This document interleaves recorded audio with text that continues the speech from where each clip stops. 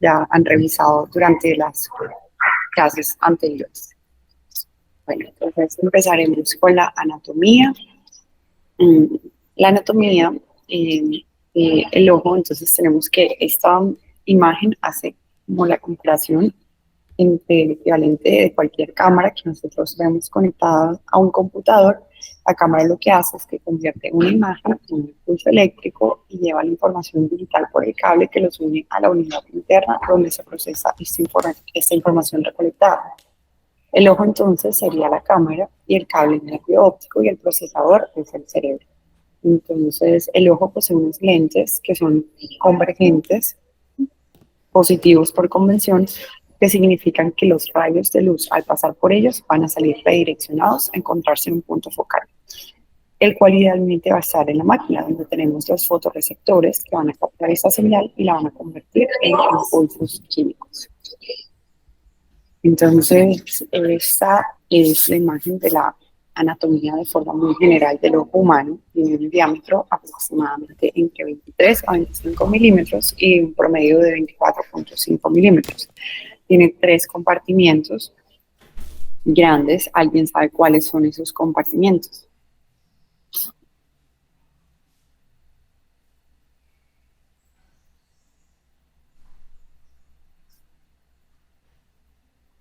No sé si de pronto Lisette Cárdenas me puede decir cuáles son los 3 compartimientos que tenemos dentro del ojo humano.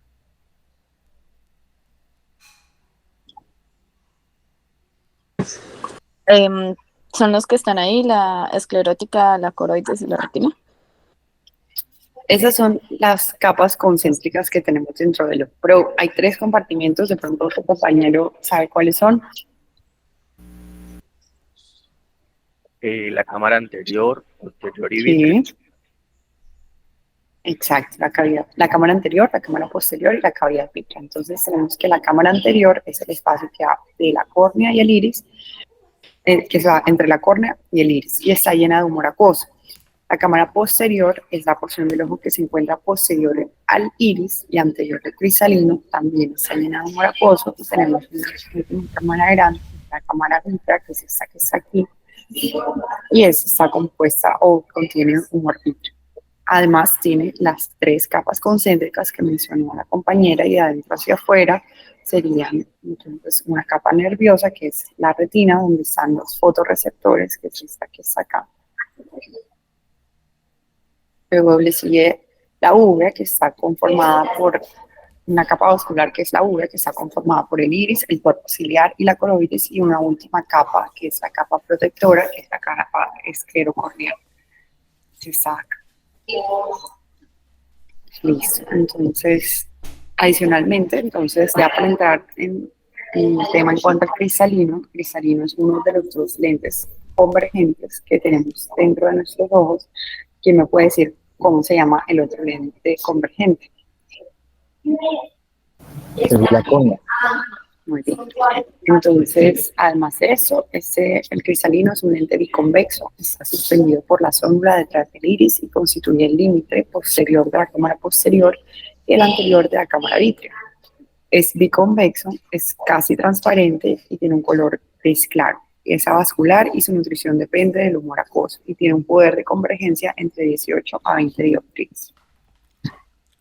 Y esta es la imagen de cómo se vería el cristalino en lámpara de hendidura de un paciente joven, y como vemos se ve casi transparente, de color gris claro, y esta es una imagen con la pupila dilatada.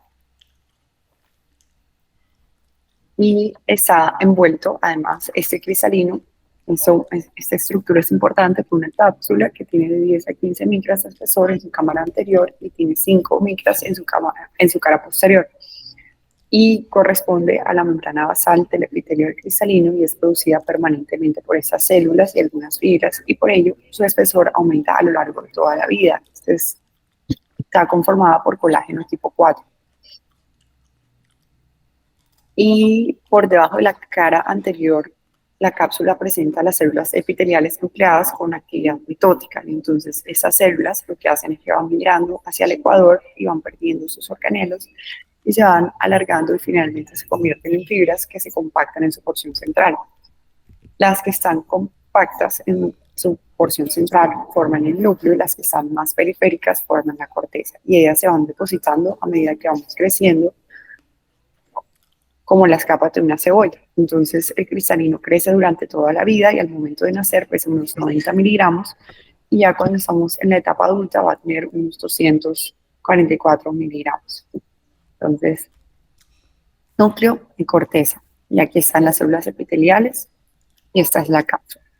Miren cómo ellas se van alargando, van perdiendo sus propiedades, se van alargando y aquí ya miren que el núcleo que es representado, lo de los organelos se va perdiendo hasta que aquí la parte, su porción central, que es la más compacta, no tiene organelos. Bueno, y el cristalino está suspendido por un sistema de soporte que son las ondas, son microfibrillas de tejido elástico que salen del cuerpo ciliar y se insertan en el cristalino. Además, el cristalino tiene dos funciones fundamentales. Por un lado, es el de convergencia para poder enfocar las imágenes en la mácula. Y ese poder de convergencia es entre 18 a 20 dioptrías. Y por el otro lado está la acomodación, que consiste en que el cristalino aumenta su poder de convergencia al cambiar la forma, para así lograr enfocar los rayos que son divergentes de un objeto cercano en la mácula. Para ello, el músculo ciliar, que está inervado por la porción parasimpática del tercer nervio craneal, se contrae, la célula se relaja y el cristalino aumenta su curvatura y por ende su poder de convergencia como lente positivo. Para leer un objeto cercano requerimos 3 dioptrías de acomodación. Entonces, si recordamos los conceptos que ya habían visto ahorita, entonces la emetropía es cuando los rayos de luz que son paralelos de un objeto lejano se enfocan en la mácula sin acomodar. Y para enfocar los rayos de luz divergentes de un objeto cercano a 33 centímetros, como mencionamos anteriormente, como el foco se desplaza hacia atrás, necesitamos que se aumente el poder de convergencia en 3 dioptrías para desplazar hacia adelante y enfocarlo en la retina. Pero esta capacidad de acomodación del cristalino va disminuyendo con los años. Entonces, si vemos la gráfica, un niño tiene la capacidad de acomodar entre 10 a 15 dioptrías, pero a medida que envejecemos, el cristalino endurece y se disminuye esa amplitud de acomodación. Entonces, después de los 40 años, esta capacidad de acomodar cae por debajo de las 3 dioptrías que son necesarias para una lectura y aparece lo que llamamos presbicia. Entonces el paciente va a tener una dificultad para las letras pequeñas y requiere alejar las cosas porque al ser más lejano del objeto se va a necesitar menor acomodación. En ese caso necesitamos lentes convergentes o positivos que nos ayuden a compensar la falta de acomodación y poder enfocar los rayos divergentes del objeto cercano sobre la mácula. En cuanto a la miopía consiste en que los rayos de luz que son paralelos se enfocan en un punto anterior a la mácula y esto puede deberse principalmente a un aumento de la longitud axial del ojo. Otra razón por la cual podemos presentar este efecto refractivo es por el aumento del poder de la córnea o por cambios a nivel cristalino, como es el caso de la catarata nuclear influyente que veremos más adelante. Entonces, la miopía se corrige usando lentes divergentes negativos y de esta manera los rayos paralelos se convierten en divergentes y se logran enfocar en la mácula. Por otra parte, como los rayos de luz provenientes de un objeto cercano llegan al ojo siendo divergentes, su punto de enfoque se va a desplazar hacia atrás y en el miope alcanza una retina. Por eso los miopes tienen una buena visión cercana sin necesidad de ejercer acomodación. Como resultado de esto, los miopes que son mayores de 40 años y que tienen presbicia pueden seguir leyendo de cerca sin utilizar gafas.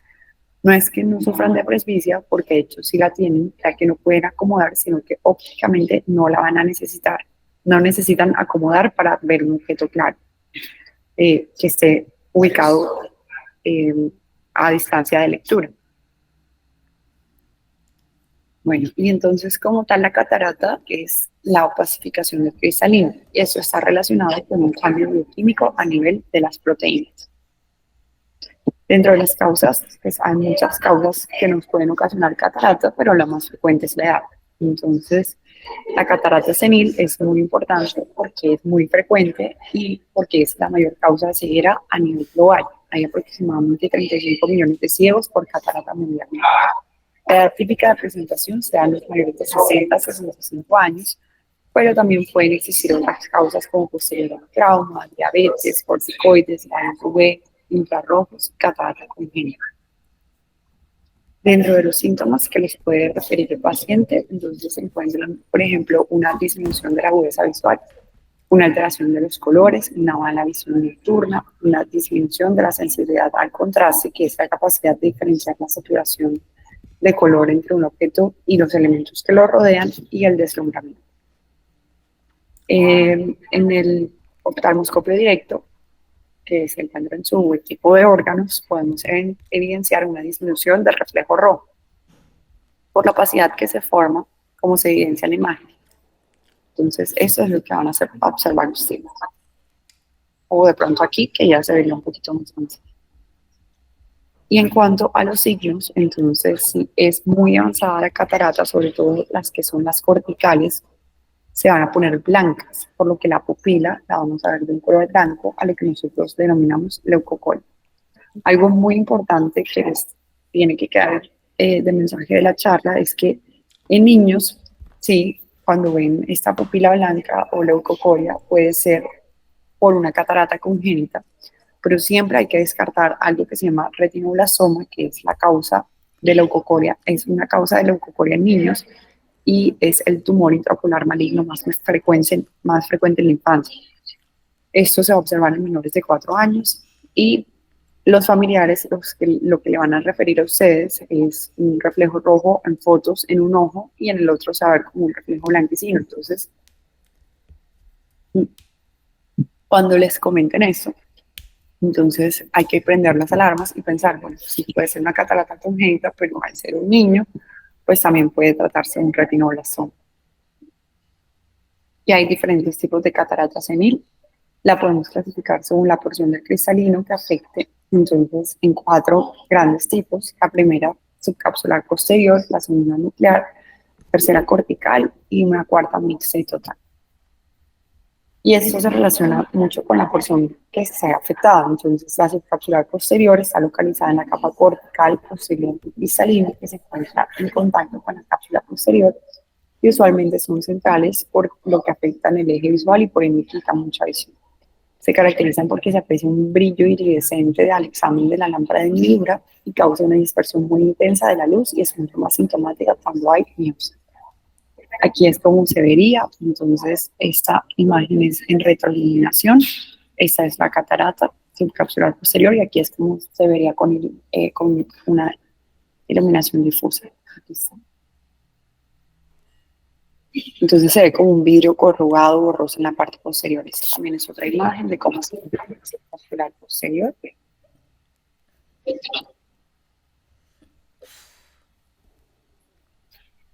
Y esta también sería otra imagen con iluminación difusa de la catarata subcapsular posterior. Entonces, la catarata nuclear es una catarata que afecta el núcleo, es decir, la parte central del cristalino, y esta catarata empieza de un color blanquecino y se va tornando amarillo y café. Se ocasiona por una alteración de la solubilidad de las proteínas, las cuales sufren intercruzamiento, y en su etapa temprana, el endurecimiento progresivo del núcleo del cristalino causa un aumento del índice refractivo y esto genera un cambio miópico o una miopía lenticular, lo que permite a los pacientes hipermétropes o hemítropes mejorar la visión cercana sin el uso de lentes, a lo que se denomina segunda vista. También hay que tener en cuenta que las cataratas nucleares son bilaterales, pero asimétricas. Eso quiere decir que se presentan en ambos ojitos, pero de pronto al evaluarlo en un ojo puede estar más avanzado que en otro. Entonces, eso es lo que se entiende por bilateral asimétrica. Esa es la imagen de un cristalino con un núcleo que se ve pues gris, blanquecino. Entonces esto es más bien de un paciente joven, pero si lo vemos aquí, vemos cómo se ve un poco más, digamos, amarillo. Entonces esto ya nos alerta que puede tener una catarata. Aquí es cuando ya estaría mucho más avanzado, se puede tornar de color café o rojizo. Y aquí pues ya sería una catarata total. Bueno, y dentro de los otros tipos de catarata tenemos la catarata cortical. Entonces, en ella ocurre una alteración de la concentración iónica de las fibras de la corteza, lo que lleva a un edema intracelular e intercelular que finalmente lleva a la opacificación. Generalmente ocurre, como se ve en la imagen, en forma de cuña en la periferia y luego coalesce.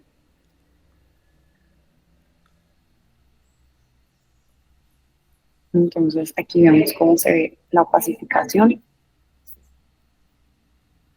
Y esta es una catarata hipermadura, entonces pueden llegar a transformar toda la corteza en una masa blanca, ya que las fibras pueden perder sus membranas y finalmente llegar a electrificarse totalmente. En esos casos podemos tener una catarata totalmente blanca, que en el centro puede tener un núcleo compacto amarillo oscuro, café o blanquecino, como es en este caso. Esto también es un ejemplo de una catarata total. Cuando ya tienen entonces la catarata cortical, nuclear y subcapsular, entonces son totales. Aquí también, entonces son cristalinos que se ven muy opacos y en estos pacientes, el paciente si las tiene así avanzadas en ambos ojos es legalmente ciego, es decir, que ve menos de 20/200. Eso no significa que sea totalmente, que no perciba ni siquiera la luz. Otra imagen de una catarata. Entonces, otro mensaje claro que hay que llevarse de la charla es que por más avanzada que esté una catarata, ella no va a causar una ceguera total o amaurosis. ¿Qué significa ceguera total? Entonces, siempre que veamos un paciente que pues ustedes le estén sospechando cataratas y le ocluyan uno de los ojos y el paciente ni siquiera pueda percibir la luz, entonces deben pensar en otra patología, por ejemplo, a nivel del nervio óptico o, por ejemplo, una alteración en la retina. Entonces, a nivel del nervio óptico es, por ejemplo, un glaucoma o una alteración a nivel de la retina que nos pueda causar eso. Entonces, cirugía, el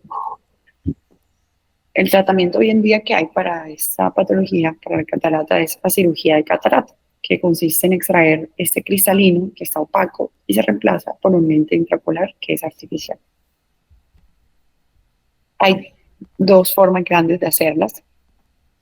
Entonces, la primera es una extracción extracapsular, que se usa sobre todo en los casos más avanzados y pues no es la técnica más común, pero sí hay que mencionarla porque también se usa. En ella se hace una incisión por fuera del limbo esclerocorneal, como se ve en la imagen aquí. Y se entra a la cámara anterior y se rompe la estructura en la que está envuelta el cristalino. ¿Quién me puede decir, ya lo mencionamos, cómo se llama esta estructura?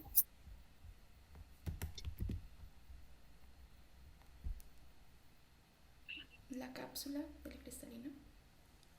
Sí, muy bien. Entonces se rompe la cápsula anterior, pero se deja la posterior. Entonces se hace la cápsula rexis con presión y contrapresión, se extrae el núcleo, se limpia la corteza y se deja la cápsula posterior. Y se deja la cápsula posterior porque al retirar el cristalino, ahí vamos a ubicar un lente intraocular artificial, que es este que está aquí. Entonces, en su zona central tenemos la óptica y esas paticas son las ápticas. Se coloca sobre la cápsula posterior. En cuanto a qué lente vamos a poner, entonces, alguien recuérdeme cuánto poder tiene un cristalino normalmente. De 18 a 20 dioptrías. Muy bien, exacto. Entonces, pero no en todos los casos, pues lo más fácil sería, pues si vamos a extraer un cristalino que tiene 18 o 20, pues reemplazarlo por un lente que tenga lo mismo, 20. Pero eso no es lo que se hace.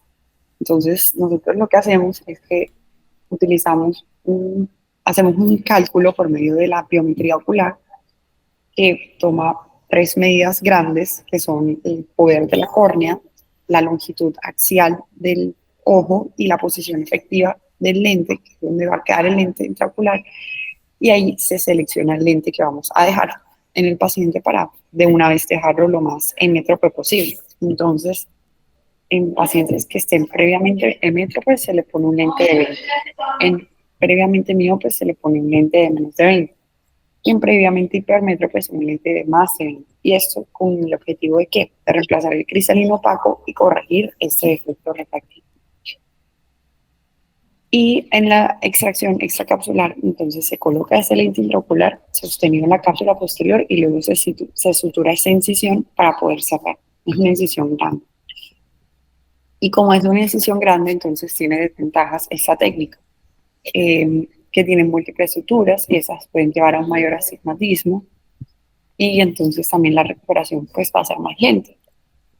Y en cuanto a la facomulsificación, esta otra técnica es una incisión de 2.2 a 2.75 y tiene como características fundamentales el uso de microincisiones de menos de 3 milímetros. Entonces se retira una porción circular de la cápsula anterior y a través de esta incisión se introduce un pequeño instrumento cilíndrico hueco que es llamado la punta de faco, que vibra a una velocidad ultrasónica y el cual simultáneamente destruye y aspira el material cristalino. Se deja la cápsula posterior y ahí se inserta un lente intraocular plegable que se inyecta o se hace a través de una incisión de 3 milímetros. O sea, se pone completo el lente, ya sea o plegado o pues desplegado. Y en el interior del saco capsular se despliega hasta alcanzar los 6 milímetros. Igual, ahora ya vamos a ver un video para que entiendan mejor.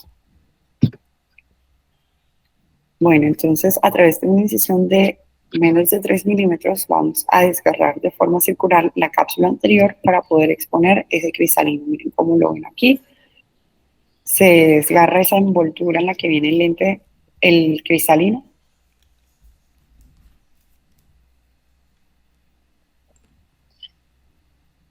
Para exponer.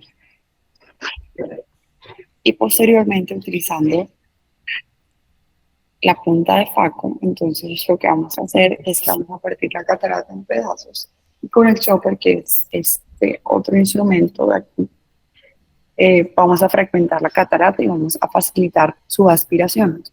Entonces, lo que se hace es que pues, se aspira toda la catarata.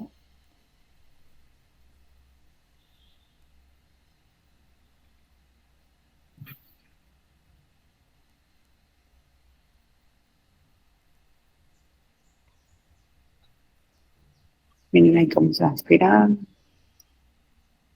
Listo. Hasta que finalmente pues se aspira toda la catarata y queda así. Entonces, finalmente después de sacar ese cristalino nos quedan restos de corteza que se limpian con otro aspirador que es menos agresivo y de esta manera queda limpio el saco. En el saco luego vamos a inyectar un lente plegable en la cámara anterior y este se va desplegando y esto ayuda a que tome la posición dentro del ojo y finalmente queda el lente intraocular en su posición adecuada. Así como lo ven acá.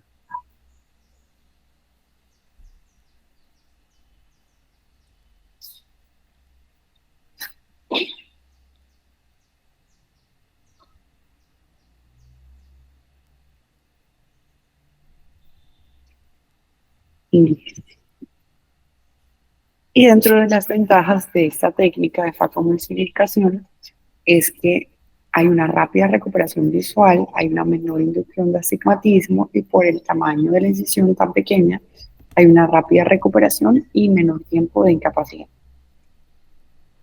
Y aquí tenemos las dos técnicas que se pueden utilizar. Entonces, ¿quién recuerda cuál es la que se utiliza en el 90 al 95% de los casos?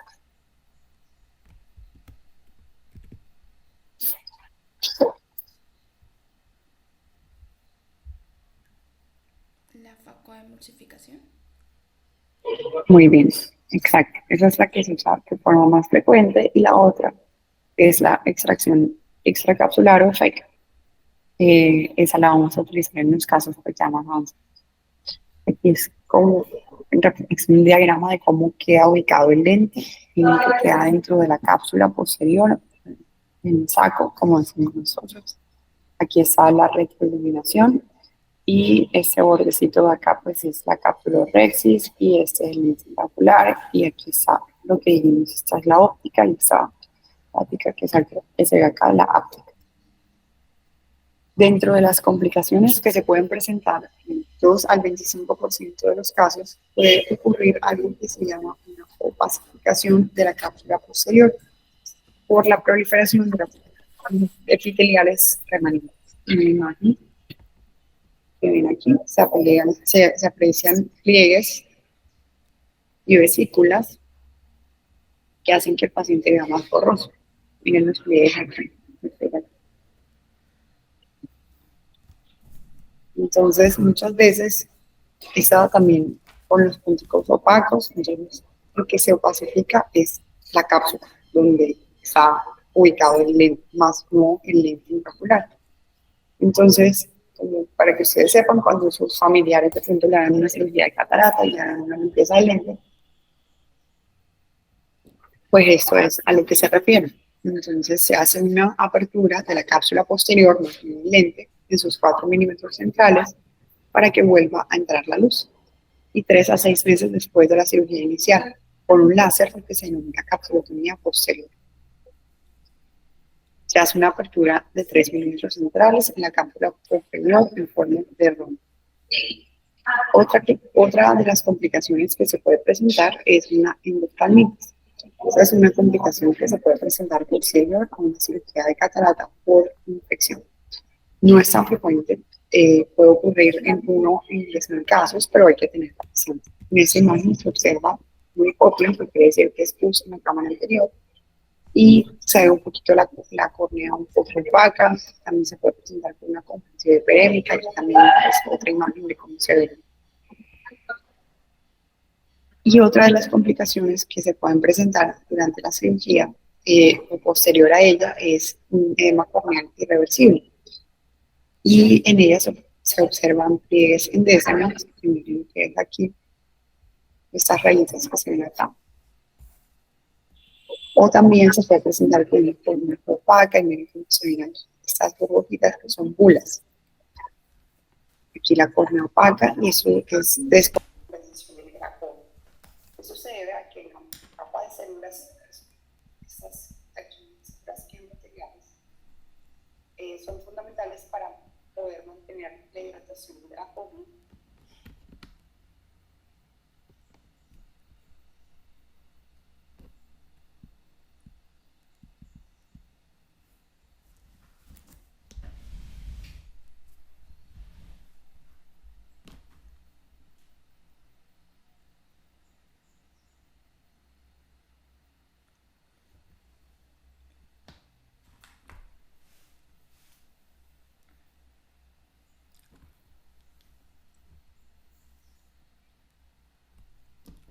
Espesor central corneal, como sepan, se reemplazan por 7 a 8 milímetros la córnea delante, se le pone al paciente, se sutura. Y este es un trasplante penetrante porque se reemplazan todas las capas de la córnea, todas estas aquí. Pero hoy en día también se hace otro tipo de trasplante, que es el laminar, es decir, que se transfiere una capa de tejido corneal de 230 micras de tejido donante y se transfiere en el insecto. Y este trasplante, también hay otro tipo de trasplante que se llama DIMEC, donde solo se transplantan 25 micras de membrana de Bessemer, que es una de las capas, y endotelios, que es otra de las capas. Y este es un artículo de la revista NAP, que es de acceso libre para cualquier persona pues, que se meta al enlace, donde dice el enfoque de la catarata paralítico general. Sería muy bueno que lo revisen, porque es pues muy dirigido a lo que necesita saber el médico general en cuanto a cataratas. No sé si tienen alguna pregunta o algún comentario.